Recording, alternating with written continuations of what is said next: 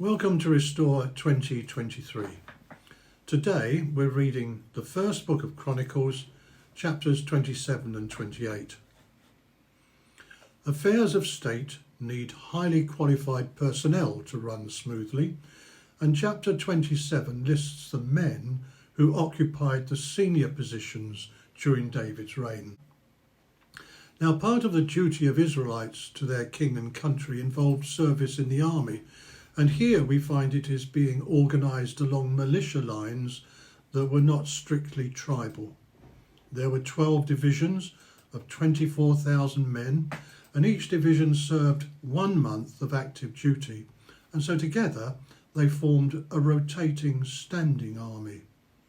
Here, the chronicler lists their military leaders, all of whom are members of David's elite troops known as the 30. Each of them was a proven champion, and collectively they formed the king's special forces group. In passing, we can note that one of these leaders was Asahel, who was later murdered by Abner, a sworn opponent of David, and so the writer notes that his role was filled by his son. A list of tribal commissioners follows, and you may notice there are 13 of them, not 12. This is because when the land was parcelled out, the tribe of Manasseh straddled the Jordan River and settled in 2 units.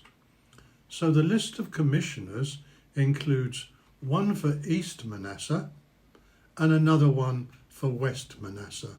The administrators of the royal estate are the next to feature in the lists, and these were no doubt all experts in their speciality.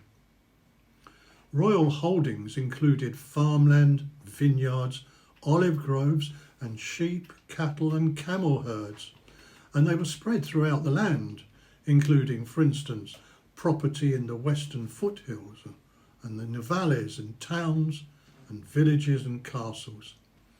In fact, whenever property was left vacant without an heir, this was added to the king's estate.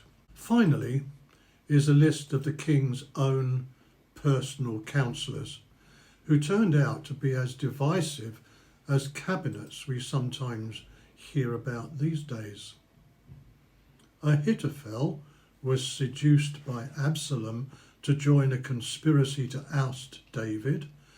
Hushai was persuaded by David to go under cover with Ahithophel to spy on him, and Joab was a complicated and personally ambitious character who later fell into disgrace.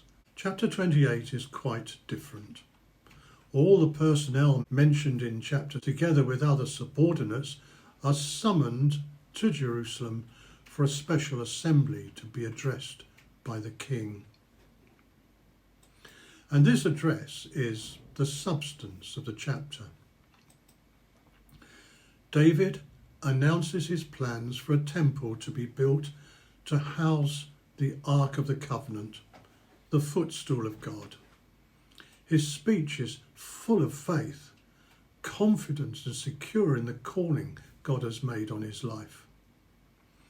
And he's equally confident that this call has passed on down to Solomon, through whom God will continue to establish his kingdom forever, if only Solomon will learn God's statutes and live by them.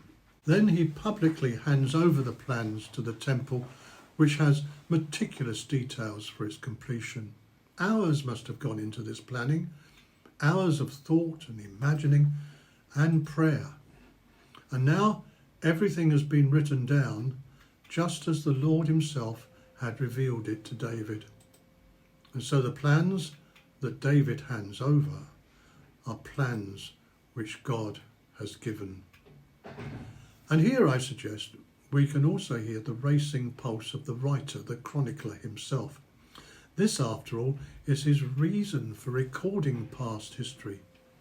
He's writing after the exile, several hundred years after the story he's telling, and his emphasis on their spiritual heritage of David and Solomon, the temple, and the priesthood was a refreshing reminder to them all that God is faithful and won't forget his promises to David or to his people.